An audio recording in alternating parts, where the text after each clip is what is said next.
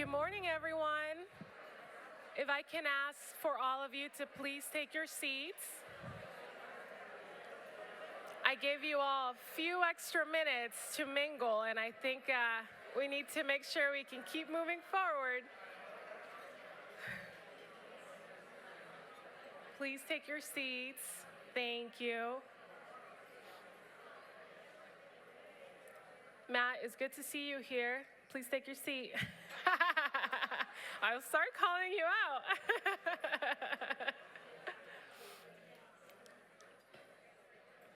All right.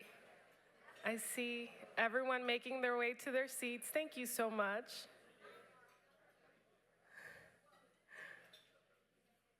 All right.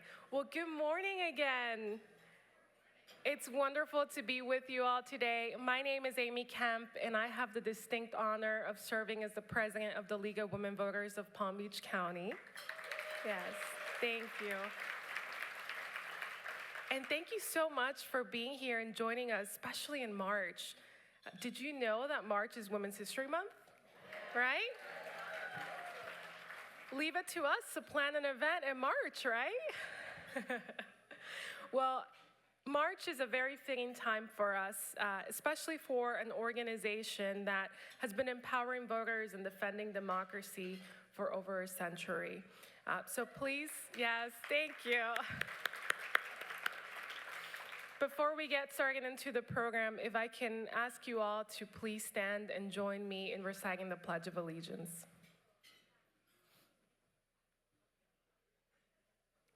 I pledge allegiance to the flag of the United States of America and to the republic for which it stands, one nation, under God, indivisible, with liberty and justice for all.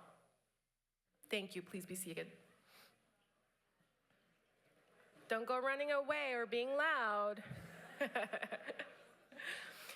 The League of Women Voters was founded by women who understood that democracy is not a spectator sport.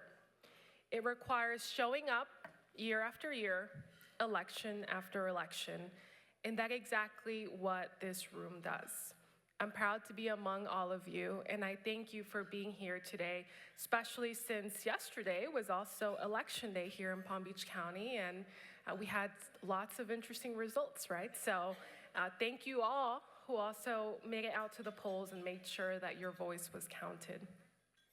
We are honored to have several elected officials with us today, and I want to take a moment to recognize them. I ask that you please hold your applause till the end, and if there's anyone I may have missed, please let me know and I will make sure you're recognized towards the end of the program. I'll start with someone I called out to take his seat, Matt Lane with the school board. Come on, hold your applause, everyone. Karen Burl with the school board. Maria Antuña with the Village of Wellington. Barbara Pariente, former Florida Chief Justice.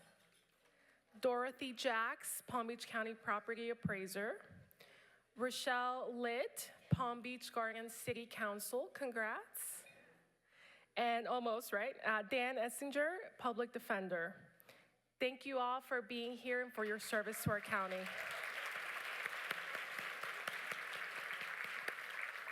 And today would simply not be possible without the support of our generous sponsors. And so I want to take a moment to recognize each of them by name. Again, I think we did it well last time. I ask that you hold your applause till the end. At the democracy level, Florida Power and Light Company, the Palm Beach Post, Local IQ, and Rebecca Taylor Cohen, our development co-chair, who is an extraordinary advocate for the League. At the community voices level, Smith, Ball, Bays, and Prather, Florida Injury Lawyers, and UBS. At the civic engagement level, Debbie Chandler, Janet Elenoff, Kathy Gunlack, and Lynn Swanson-Keeter. Our friends of the League, Diane Lerner, and, forgive me, Bongsoon Zubei, Beverly Raymond, Shirley Ziff, and Linda Sorensen. And a special thank you to Rebecca Cohen for our parking today, and to Elaine Reagan for our beautiful flowers and signage. We're truly grateful for each of you.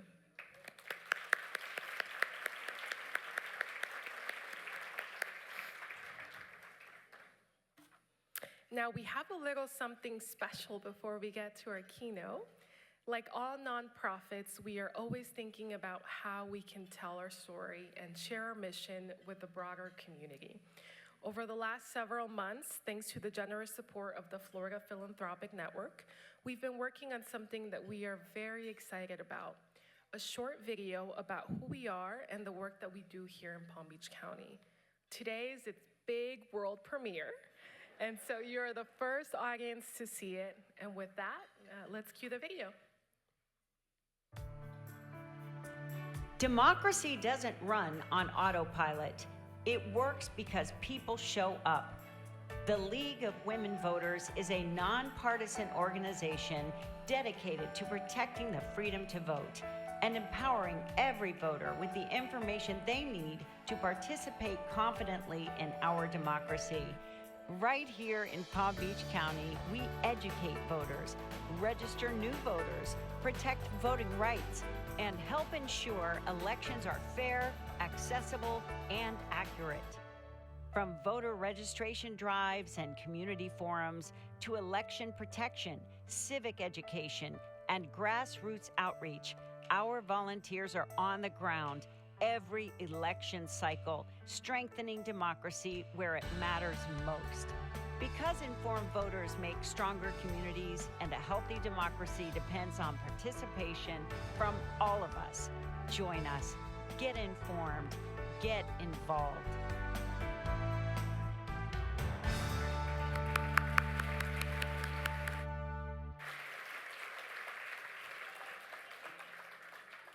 Be vocal and be local. That's our message. And I hope it really resonates with each of you as it does with us. I want to thank the Florida Philanthropic Network for their support in making this possible. And I want to recognize the talented people behind the camera, Director Jacek Ganzark and our wonderful friends from Legends Radio, Jill and Rich Switzer. They're all here with us today, so please join me in thanking them.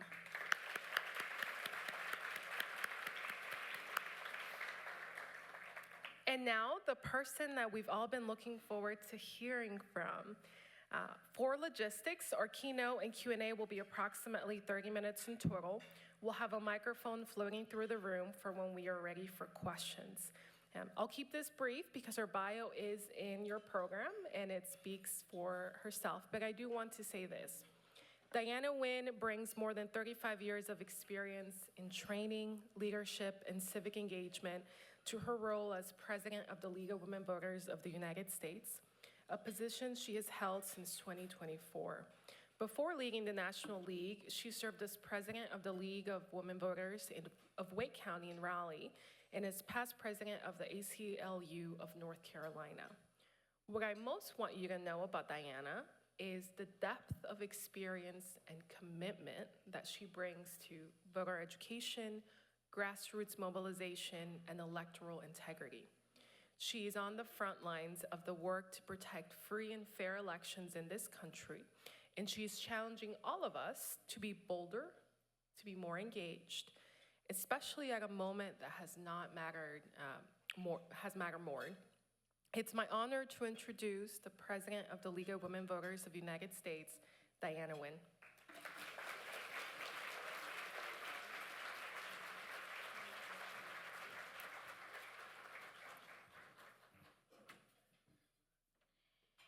Thank you for inviting me here to beautiful Palm Beach County.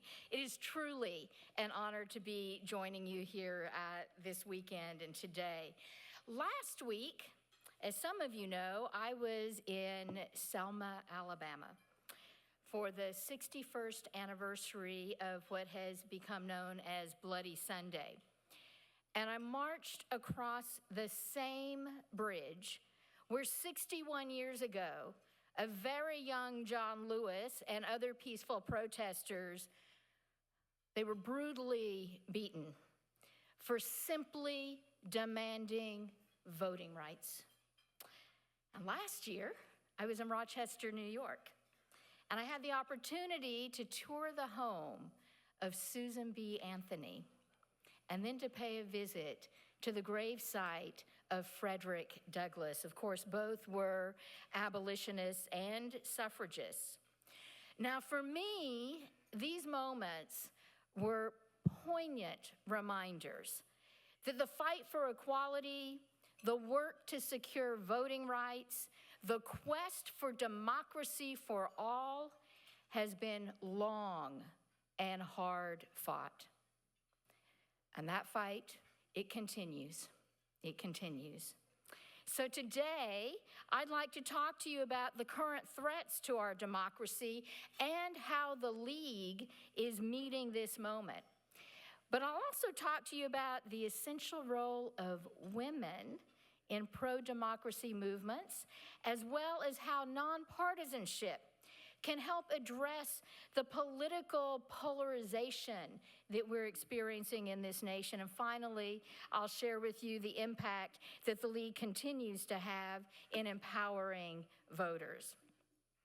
You know, about 250 years after the signing of the Declaration of Independence, asserting the principles of equality, liberty, and the consent of the governed, and almost 238 years after the ratification of the U.S. Constitution, establishing the framework of our then new democracy, now, in the 21st century, our nation faces existential threats to democracy.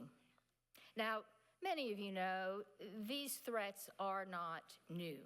In fact, political analysts suggest that democracy in the United States has been declining for quite a number of years. In fact, the magazine, The Economist, they have a research analysis unit, and they analyze 167 countries. And for several years, it has rated the U.S. as a flawed democracy rather than a full democracy. But since that last rating, just a few months ago, over 500 political scientists were surveyed, and the overwhelming majority believe that the U.S. is now sliding towards some form of authoritarianism. Now, Harvard professor of government Stephen Levitsky, he says we're already there. We're already there. Levitsky, by the way, is the co-author of How Democracies Die. You may be familiar with his book. Now, the League of Women Voters, we've been working to advance democracy for over a century. So this is not the first time that we have faced these kinds of challenges. Over 70 years ago, our National League president, her name was Percy Maxim Lee, she testified before Congress, speaking out against Senator Joseph McCarthy's abuse of powers. She said, and I quote, "I believe tolerance and respect for the opinions of others is being jeopardized by men and women whose instincts are worthily patriotic, but whose minds are apparently unwilling to accept the necessity for dissent within a democracy." So Percy Maxim Lee reminded the nation 70 years ago that dissent, participation, debate are core to democracy. They're not threats to our democracy, right? They're not threats. During the McCarthy era, the League courageously spoke out. So I have hope. I have hope because we are committed to acting with that same boldness today, right?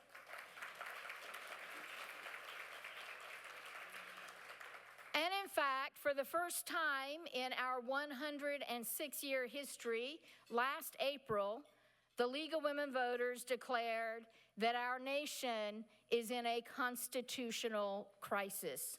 And I'd like to share a little more background on why we believe the U.S. is, in fact, in a constitutional crisis. Now, we define at the League a constitutional crisis is when, and I'm going to read most of our definition, through failure or a strong risk of failure, the executive, The legislative or judiciary branches cannot or will not adequately protect the U.S. Constitution, or explicit attempts to dismantle a functioning democracy occur within at least one of the three branches of government through laws or actions that undermine the U.S. Constitution, or where any level of federal government takes action to destroy democratic institutions in a manner that the intent and purpose of the U.S. Constitution is in jeopardy. Now, we believe there is no question that we are in a constitutional crisis. The executive branch, well, it's regularly overreaching beyond its constitutional authority. We see that on an almost daily basis. We've seen attacks intended to weaken our judicial branch. And Congress, I could talk about Congress for an hour, but I'll just say this. Congress is failing to exercise or even protect its own constitutional powers. In sum, this constitutional crisis involves all three branches of our government, all three branches. Now, declaring a constitutional crisis demands that we also take action. So we launched our Unite and Rise 8.5 initiative. Now, Unite and Rise 8.5 is our effort to mobilize millions of people through advocacy, civic education, and public engagement. Now, coincidentally, the same day that we publicly declared a constitutional crisis, conservative columnist David Brooks published an op-ed in the New York Times that same day. And he wrote, and I quote, "It's time for a comprehensive national civic uprising. Peoples throughout history have done exactly this when confronted by an authoritarian assault," unquote. Now, I want to remind you all that historically, authoritarianism can emerge from the extreme right or from the extreme left.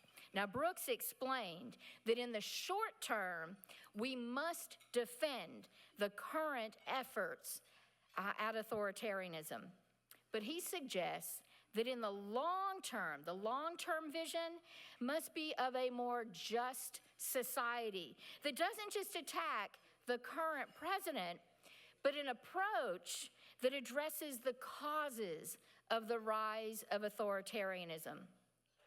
Now, we believe that the League's Unite and Rise 8.5 campaign is an essential part of that kind of national civic uprising. Now, by the way, the 8.5 of Unite and Rise refers to the 8.5 million people that we intend to mobilize.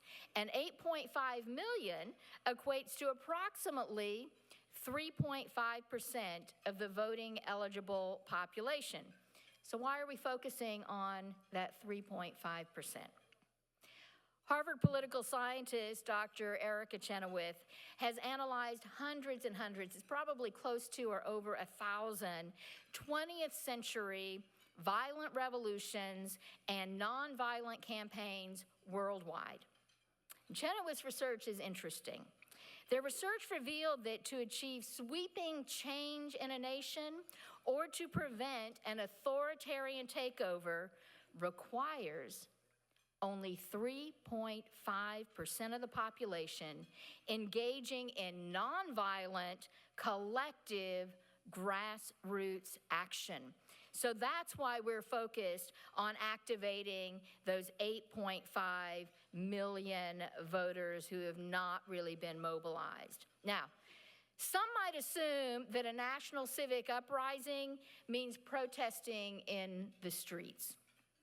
And we do need people to show up at demonstrations to clearly convey disapproval in large, visible numbers. But I have to tell you, public protests alone will not bring about the change that we want. In fact, Dr. Chenoweth's research also found that civil resistance campaigns do not usually succeed when they rely primarily on public protest. Rather, movements that shift among tactics are far more likely to be successful. So we need to mobilize people to contact their elected officials, not just once, but repeatedly, over and over again, to call out mis- and disinformation, to show up at town halls and government meetings, and to speak out at those meetings, and most importantly,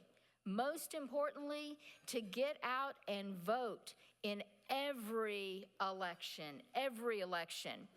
And I want you all to know, while there's a lot to do to preserve, to restore, and advance democracy, if you are doing something, you're making a difference. You're making a difference. And I would suggest to you that that includes being here today. Being here today matters in the fight for our democracy. So thank you all for turning out to support the League here today.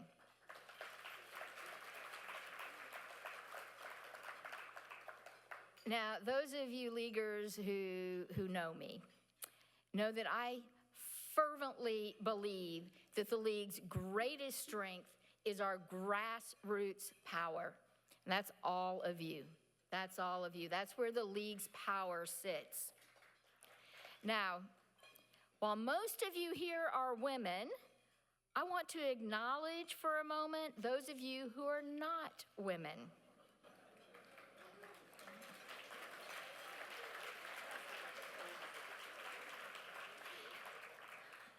It is critically important that we have allies in this work. So I deeply appreciate that you have chosen to work with and support the League of Women Voters. I don't want to overlook your contributions here. But I will also say that you chose the right kind of organization for this work, because women are at the forefront in the defense of democracy. And here's what the research tells us. You notice I cite a lot of research. That's the old professor in me, so you get a little bit of a lecture. So here's what the research tells us about women in the fight for democracy. The Carnegie Endowment for International Peace published a report which noted that globally, women have historically been at the forefront in pro-democracy movements. And the report concludes more specifically that women are driving pro-democratic mobilization as grassroots activists in the United States right now. Now, Chenoweth's research, which I mentioned a moment ago, also revealed, this is the research, it's not aspirational, this is what the research told us. It is vital to have women involved, including in leadership roles, for any civil resistance campaign to be successful. And in fact, if you look around the nation, women are leading the charge. So I have reason to be hopeful for the future of democracy.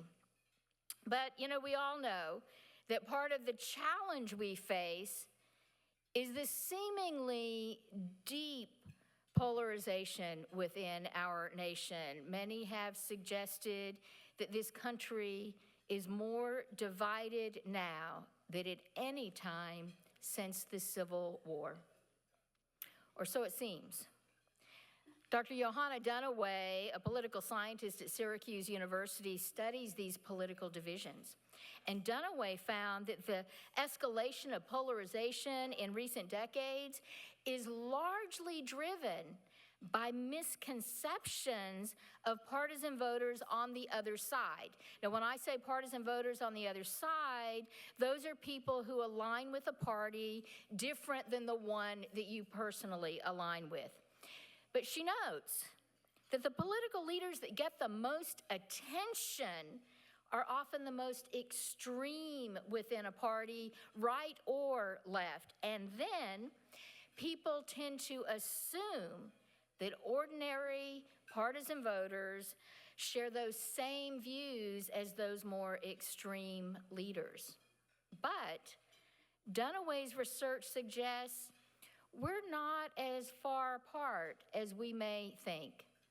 Most Americans still fall closer to the center on political issues. Nevertheless, perceptions of polarization persist, and as a result, we denigrate one another. We denigrate one another. A Pew Research study surveyed both Democrats and Republicans. And the survey asked about their perceptions of those in the opposite party. And I have to tell you, when I read the research, I found it extraordinarily disheartening. The study found that a majority of those in both major parties viewed people aligning with the other party as immoral, dishonest, unintelligent, and closed-minded. I have to tell you, realistically, it is unlikely that those characteristics are actually true of a majority of voters in both major parties. Now, my professional background, as you heard earlier, is in human communication. I have devoted most of my career to teaching, training, writing about, and advising on communication skills and strategies. And I can tell you that the most important communication skill is listening. It's listening, especially when we disagree. And a key strategy for resolving conflict is to seek common ground. And it may not feel like it, but most Americans, we have common ground. We may disagree on particular policies and the specifics, but we have common ground in terms of many objectives and certainly our values. We must stop villainizing everyone with whom we disagree. They are our neighbors. They are our colleagues, and I don't know about you, but in many cases, they are my friends and they are my family. We need to recognize and appreciate that reasonable differences in political viewpoints are a sign of a healthy democracy. It's a healthy democracy when we see that, which is why I believe that the League's nonpartisan voice is needed now more than ever. Now, for the Leaguers in the room, you know that being nonpartisan largely means that the League does not endorse or oppose a candidate that's running for elected office, and we don't endorse or oppose any political parties. But nonpartisanship does not mean that we're not political. We are a political organization. And in fact, the League is not neutral on many important issues. And I want to be really clear about what I'm about to say. Despite what political parties may have you believe, issues are not inherently partisan. They're not inherently partisan. Now, we've all watched political parties and politicians shift their positions over time, right? Because they genuinely had a change of heart, or in some cases, it better suits their political ambitions in the moment. But the League holds its positions because of our principles, regardless of whether or not either political party supports us. And our positions are relatively stable, having been established many decades ago. We rarely shift our position on an issue. The League is an expert on nonpartisanship with over a century of pro-democracy work. For over 106 years, nonpartisanship has been our guiding principle. And the American public has trust in the League because we are not beholden to any political party, and certainly not to any politician. But I do understand, in these times, questions about our nonpartisanship are not unexpected when we have so much divisiveness. But I will say that often those who question our nonpartisanship, they just misunderstand who we are. They misunderstand who we are. Or in some cases, they intentionally malign the League in an effort to silence us. So I'm going to be really clear. The League will not be silent.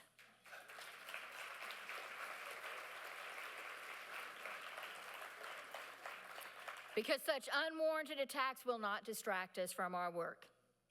Calling out attacks on democracy, that is not partisan. It's not partisan. And our nonpartisan approach, it gets results. Millions of voters rely on our trusted, nonpartisan information, including information on tens of thousands of candidates running in elections across the country, including here in your community, right? People turn to the League of Women Voters for information about their candidates. And many of you don't know this. The League of Women Voters continues to be the largest nonpartisan, volunteer-driven registrant of voters in the entire United States.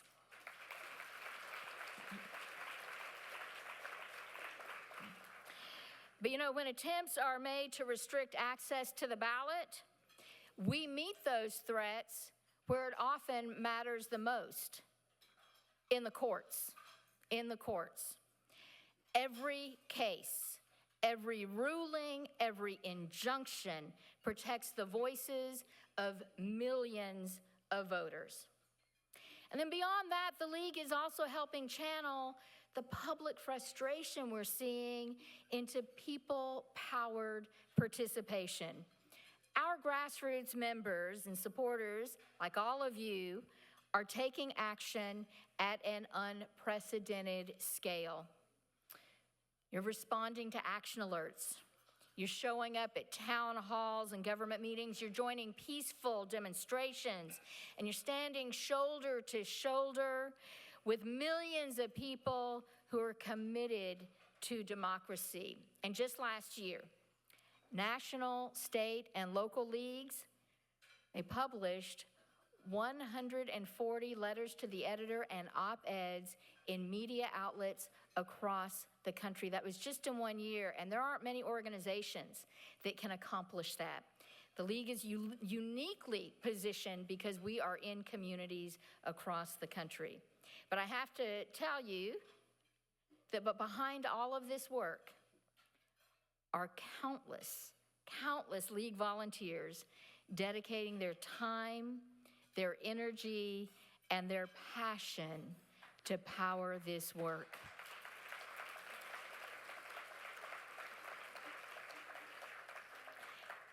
And all of this is a reminder that none of us are doing this work alone. You're not doing it alone. Because when you join the League of Women Voters, you join a nationwide alliance of activists. It's an alliance of activists. So during these times of political strife, there are reasons to be hopeful. Our membership is growing. Our community of activists is getting stronger. Younger people are joining our organization in increasing numbers. More partners are reaching out to collaborate with us. And more Americans are turning to the League of Women Voters as a trusted source of nonpartisan information. I was recently asked what my elevator speech defining democracy was. And I was caught a little off guard. I had a lot of elevator speeches for my profession, but I didn't think about defining democracy.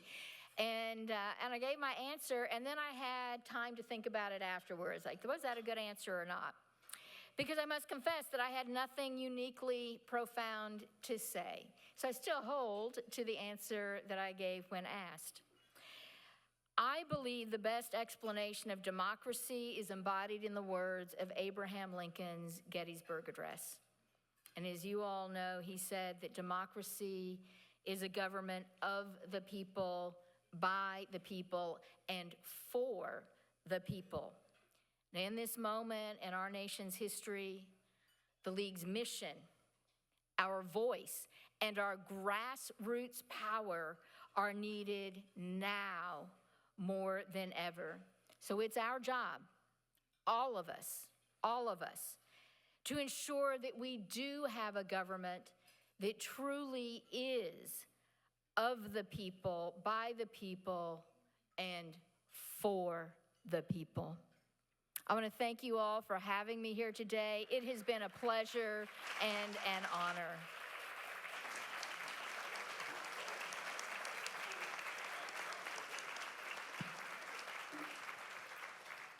Now, if anybody has any questions, raise your hand and I'll be by with the microphone to get your question. And there's somebody right next to me. Hi there. My question is, I'm asking for a status report on League of Women Voters lawsuits to protect our democracy.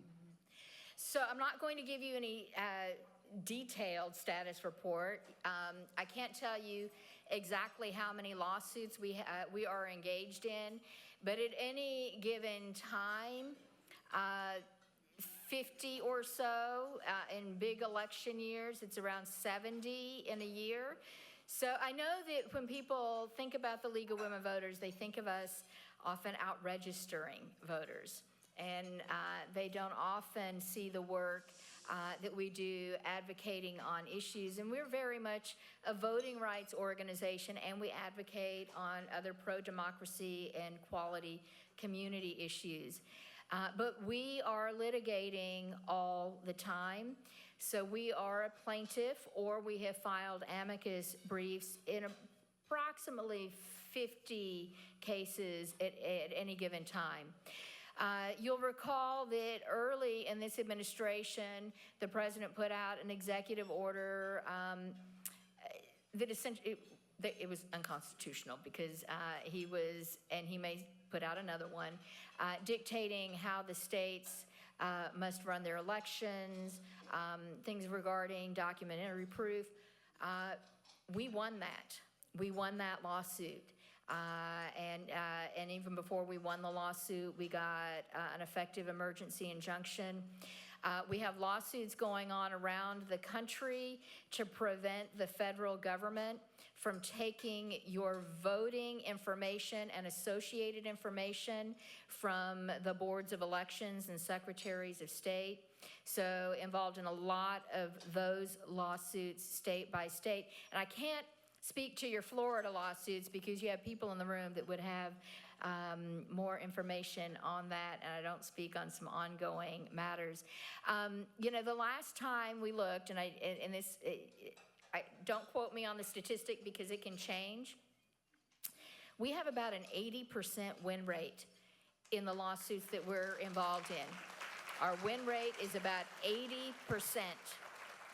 So, you know, when we talk about litigation, I have long believed that litigation is an important advocacy strategy if you can't get the change you need or the protections otherwise.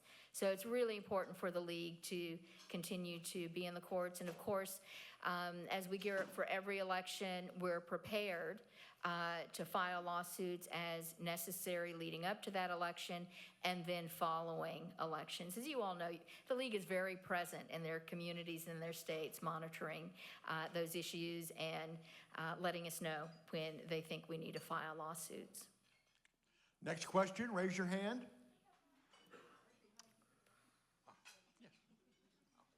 Okay, thank you. Hi, this might not be like a huge question, but I'm curious to what you think the best way to get more people registered to vote is, like in your experience. How do you get maybe the younger generation involved, or people who feel like they don't have a voice get involved? Sure. I want to tack on to my last answer. If you want to learn about the status of our lawsuits, if you go to our website, LWV.org, in one of the tabs that you can click on, one of them has our legal center, where it is a summary of every league lawsuit that we're involved in, and it will give you a status update on any of those. So that's a common question. How do we get people to register to vote, especially young people? Now, if someone had the perfect answer, we wouldn't even be talking about that, right? But it is a challenge, and I spent most of my professional career with young people in college classrooms. So I have found that the most persuasive messages are showing them the information on how powerful they really are collectively. That if younger people voted en masse, collectively, they could change the entire course of this nation, right? They could be on city councils and school boards. A lot of those races are very tight. So when they don't see themselves represented, it really is about mobilizing their generation. I'm also going to tell you, I am not the best messenger of that message. And the research will tell you this too. You know, I'm 63 years old. So talking to an 18, 19-year-old about why he or she would vote, you know, I think I can be pretty persuasive because I've worked with that population a lot, but the most persuasive person will be one of their peers. It will be one of their peers, which is why it's important that the league involve young people within our organization. That's how we help mobilize those younger generations. So no easy answer.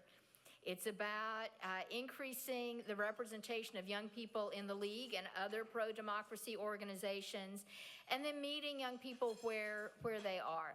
I will say, once you get someone registered to vote, there is this element where they're more likely to vote. I mean, you can't vote if you're not registered, but the act of registering, they're more likely to vote. And if you can get them to vote in their first election, then they're far more likely to make this a regular habit within their life. So the challenge is, I think it's not just registering to vote. I think the focus really needs to be on voter turnout.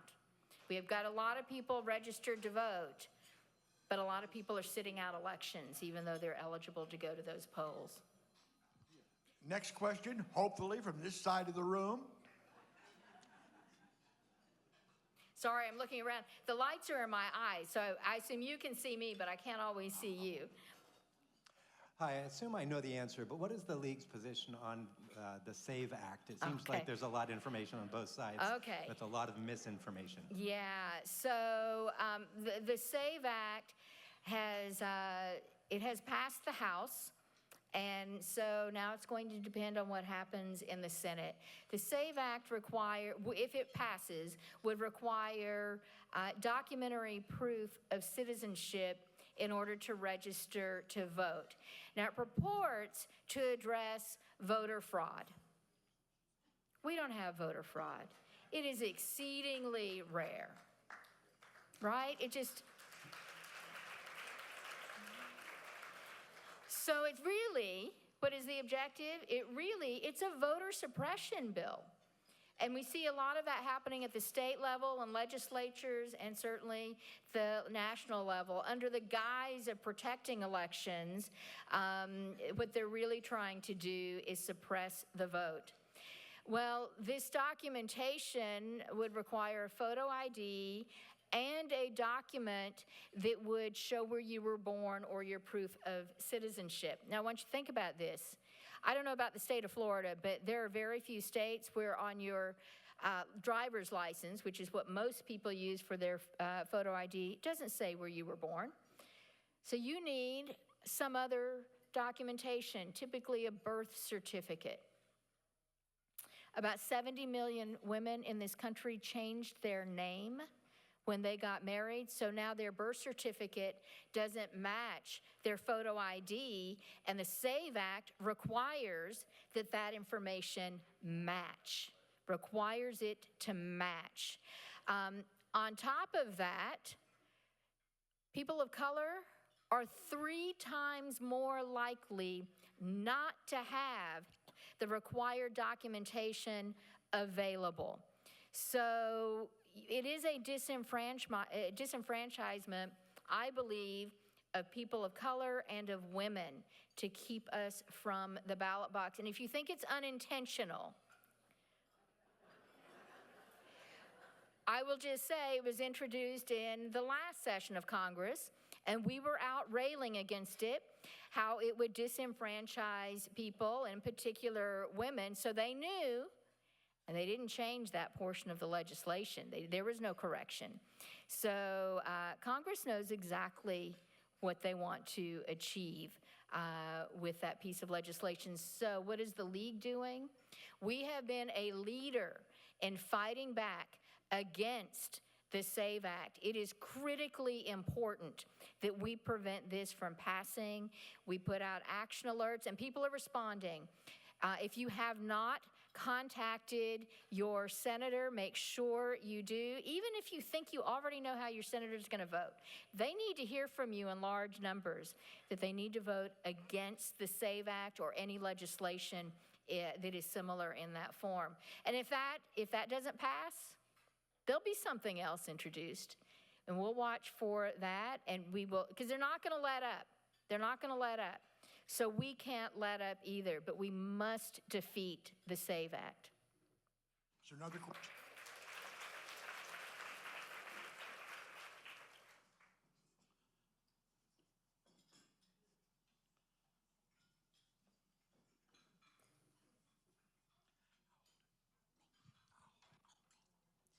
How strong is the League of Women's Voters with the Hispanic community across the country?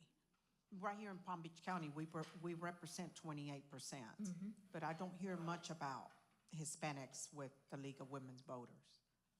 So it depends on the community. We're so grassroots. Some local leagues have a very strong representation within the league and very strong alliances. Here's what I can tell you from a national perspective. So on the inside of the league, strong representation on our board. We also have a strong partnership with organizations like LULAC. We're partnering on lawsuits and other mobilizations.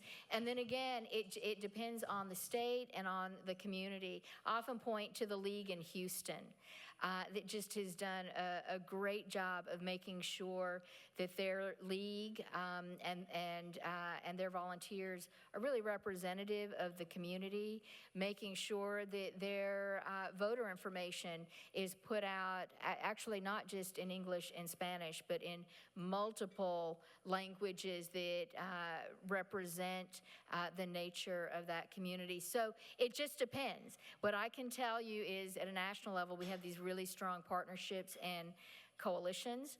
I'll also tell you that, you know, in the past, we normally didn't speak up on immigration issues, not because we don't have clear positions. We have very clear positions that we need sensible policy around immigration, and that includes humane treatment and a path to citizenship. And so we lean on other organizations who have really a stronger presence, and that is their focus. So I would say we are very careful about knowing when to lead on an issue and knowing when to be a really good ally on an issue. But I don't want to get ahead of myself, but we've got our election, we have our convention, our national convention coming up in June. And we will be asking the members to put a priority on immigration issues, among other issues. So you are likely to see a shift slightly in some of the issues that we prioritize compared to what we've done in the past, and it really speaks to the times. One of the reasons that I really like to work the microphone at events like this is that I get to ask the last question before we move on to the next part of the meeting. And for the last question, there is a phrase that I have begun to hear that I never thought I would hear in America. And that phrase is, well, at the next election, if there is a next election. Okay, all right.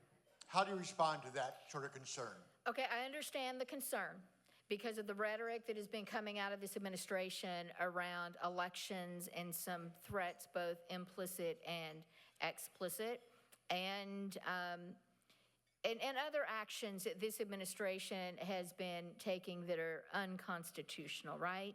We know that. And efforts to take over elections that they have no business being involved in.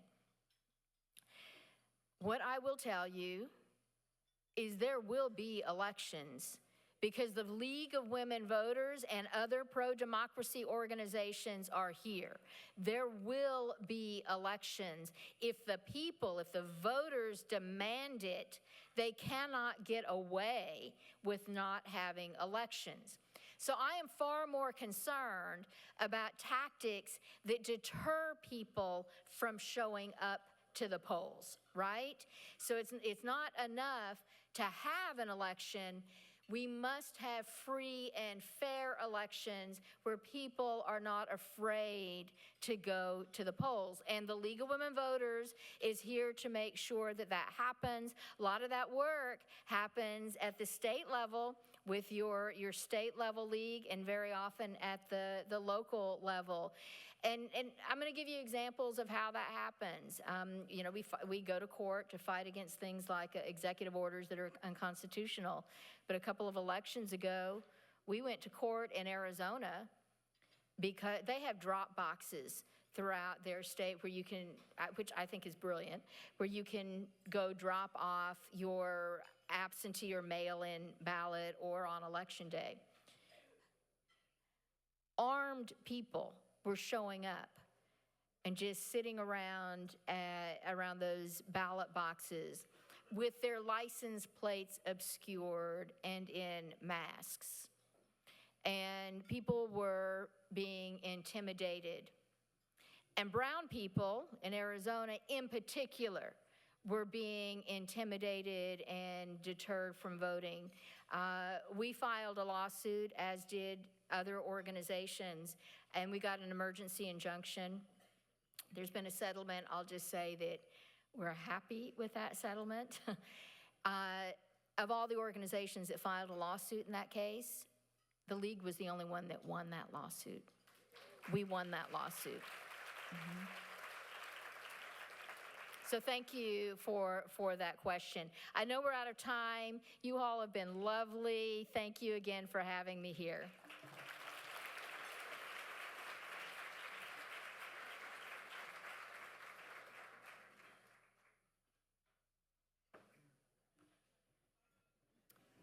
My name is Dan Lashansky. I'm one of those people that are not a woman. And it's my pleasure to thank you, Dianna. That was a great presentation, very insightful, very thought-provoking. I appreciate it. It is my pleasure. I've been asked to ask you for money. So we're going to do this quickly. I think it's safe to say that everybody in this room understands what our league does. That video was terrific. I want to give Gary Schweikart, who was our microphone handler, kudos. He was the producer of that and did a great job. I also want to make sure you understand, Dianna hit on it a number of times, we owe thanks to the many, many volunteers that make this league work. It's those people that spend thousands of hours right here in Palm Beach County so that we can assure that we live up to the goal of the League of Women Voters, which is to empower voters and defend democracy. So thank you for coming, those of you that are sponsors, those of you that are members, those of you that have lots of hours dedicated to us, and to thank you, those guests that are here. we are going to ask you one more time to help us fund the things that we do. Because even though we're volunteers, we have expenses. Things like the video, getting out the vote to people, getting information to people, it all costs money. And we want to be able to reach our goal today. And to do that, I'm going to start by asking you to take out your little piece of paper that had a number on it, has a number on it. You received it when you checked in. And this is how it's going to work.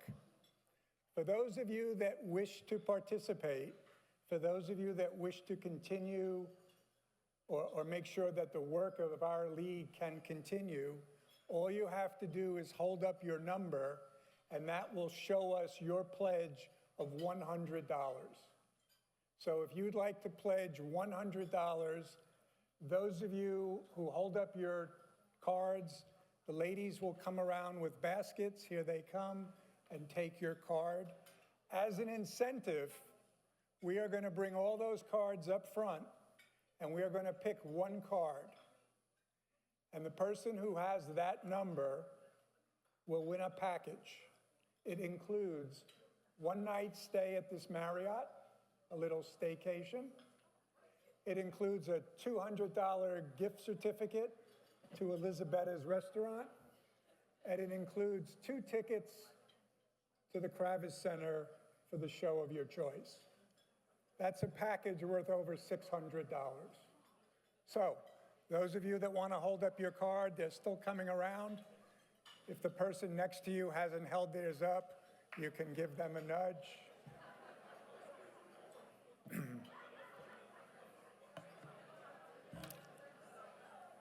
Thank you all for your support. Thank you all for helping us reach our goal. I'm going to ask the second vice president, I'm going to ask the second vice president of our league, Risha Rupchang Allen, to come up and pick the winner.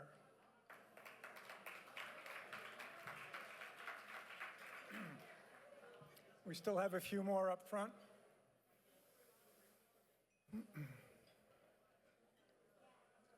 Any last ones? Is that all of them?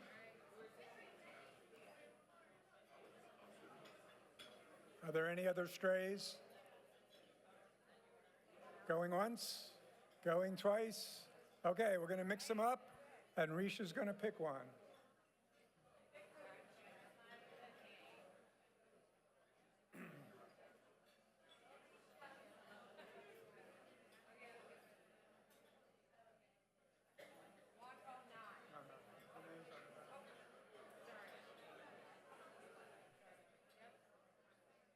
The winner is Jane Barkdole. There we are, right up front. Thank you, Jane. So for those of you, thank you all for participating. For those of you who, when you came in, had the auction ladies swipe your credit card will automatically be charged for the $100. If you did not swipe your credit card, you can go out when we're through where the silent auction is and give them your credit card. They'll have your name and number. Okay? And with that, it's my pleasure to once again introduce, the president of our league, Amy Kemp.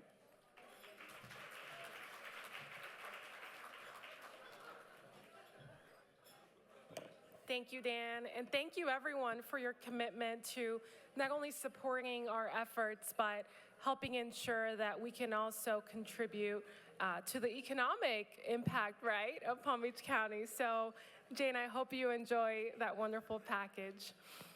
Well, first of all, thank you so much for all of you for joining us. It's our pleasure to be able to have had you once again. And Dianna, thank you so much.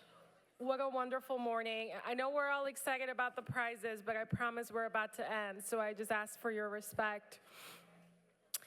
On behalf of the League of Women Voters of Palm Beach County, we're so grateful for all of your time, for your leadership, and for your presence here today.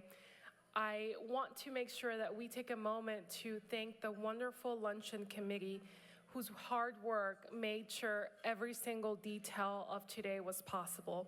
So if you can please hold your applause till the end. I promise we're about to wrap up.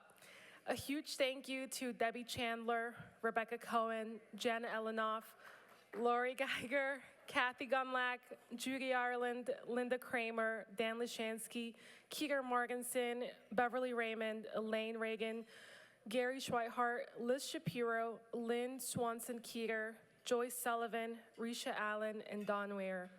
Please join me in recognizing them.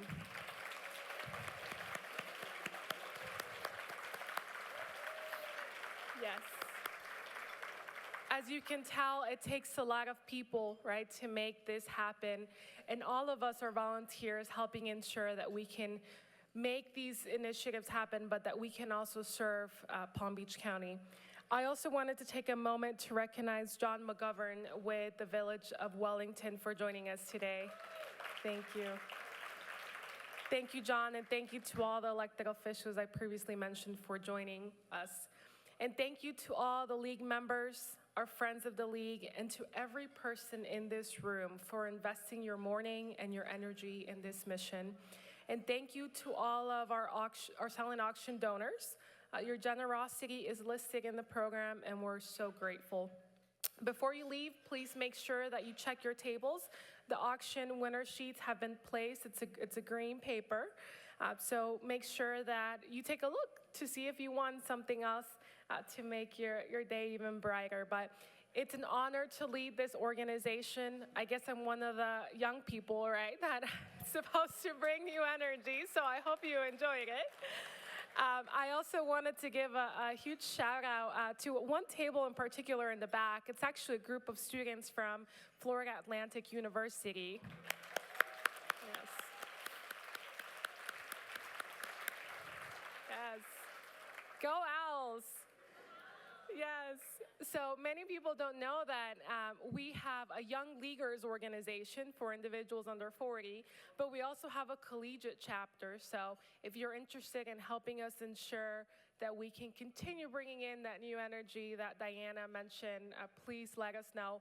But we want to make sure that we honor the legacy, right, of all our volunteers and all the individuals that got us to where we're at today. So thank you so much. Like I said, it's an honor to serve Palm Beach County. It's an honor to represent this wonderful organization and making sure that we continue empowering voters and defending democracy. Thank you all and have a wonderful rest of your day. Oh, and there's a raffle. Yeah, there's a raffle. I think we're supposed to collect them in the table. Oh yeah, for the centerpieces, make sure that you put your raffle tickets and we'll collect those and make sure that we can get that done at the table. Perfect. Thank you so much.